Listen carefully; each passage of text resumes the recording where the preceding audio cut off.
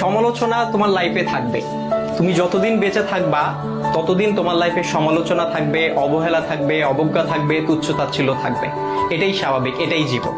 তবে এই যে সমালোচনার, এই যে তুচ্ছ-তাচ্ছিল্যতা, এই যে অবজ্ঞা, এই যে অবহেলা, এই বিষয়গুলোকে খারাপ লাগার দিক হিসেবে নিলে হবে না। এগুলোকে তোমার অনুপ্রেরণা হিসেবে নিতে হবে। কারণ তুমি যখন এগুলোকে অনুপ্রেরণা হিসেবে নিবা, তখন এটা তোমার মধ্যে একটা জেদ তৈরি করবে। আর যেই জেদটা তোমাকে কঠোর পরিশ্রম করতে কি করবে ভাইয়া? অনুপ্রাণিত করবে। তোমার কঠোর পরিশ্রম করতে গিয়ে তোমার সব ধরনের ক্লান্তিগুলোকে দূর করে দিবে। আর যখন তুমি একবার কঠোর পরিশ্রম করতে শিখে যাবা, তখন স্যাক্রিফাইসের যে বিষয়টা, এই বিষয়টা তোমার মধ্যে অটো চলে আসবে।